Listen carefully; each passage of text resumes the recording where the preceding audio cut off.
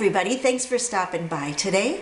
Georgia Jagger, Stampin' Georgia here, and I am eager to show you a fun gift card enclosure idea. And I have used our stocking dies to make these cute little stockings, and a gift card fits perfectly inside them. So come on, let's get started and I'll show you how to do this.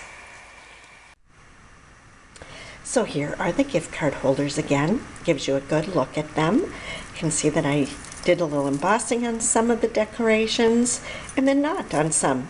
So I'm going to just show you how to first cut out your stocking so that it is wide enough to fit a gift card inside. So these are the dies, and I used the stocking here, the toe and the heel and the cuff, and then the snowflake. But these are also some of the dies that come in the Trim Your Stocking Thinlits dies that are in the holiday catalog. And they also are bundled with a stamp set if you want messages to stamp with them. So I just kind of want to give you a picture of that. And there is the set of dies.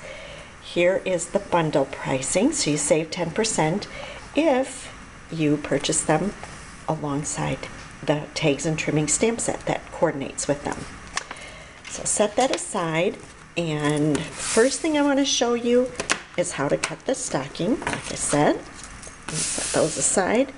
And so of course the edge, where the edge sticks up, that is your knife. So we want that facing down, and I've got a piece of I found that it worked best to cut mine out of 12 by 12 cardstock because you can get two from a sheet. And because I'm going to fold it on one side and eliminate a cut on one side, and that's what gives you the extra width in your stocking so that you can fit more in it, I cut it down to 7 inches by 6 inches. So the 7-inch is the side that you're going to fold in half, and that's how you're going to avoid cutting. So I'm going to set that on my platform and show you how I set that on there. And so to avoid the fold, you actually press your stocking die so it goes right up to that fold. So the fold is on the inside of the die.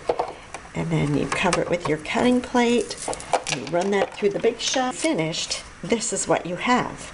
You have a solid piece. So now I only have to put adhesive along one side of my stocking, and that keeps it wider. So I've got one that I've done up ahead of time, and I actually cut this flap off. You can turn this top by just doing the folding ahead of time into a pillow box because it scores it.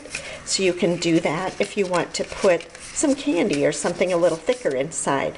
But for this purpose, I've chosen to cut that front one off. I'll leave the back one. So to add my little hanger, I've used glue dots, and this just seemed to be the easiest way to do it. I've taken my paper piercing tool and picked up, so I've got 2 of them, one on top of the other. I press the end of my tinsel trim into the first one and then the other half into the other, and I just kind of squeeze the glue dot together. Take that piercing tool and just kind of shove it up into the fold so it's in there nice and tight.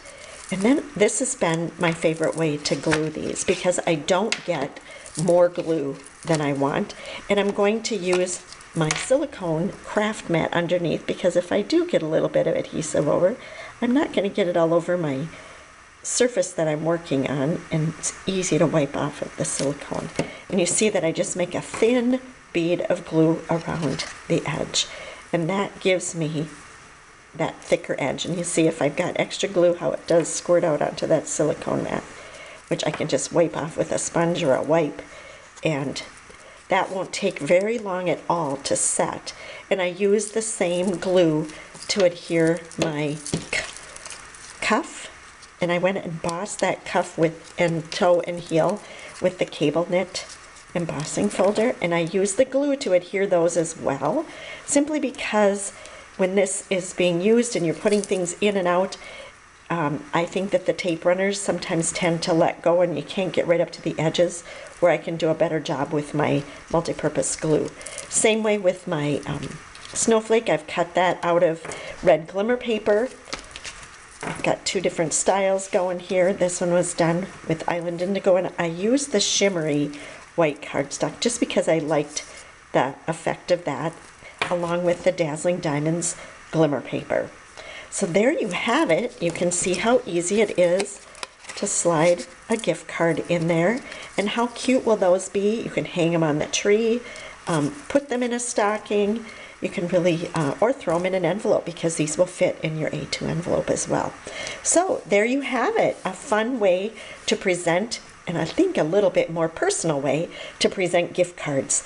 Thanks so much for stopping by. I hope you'll give this idea a try.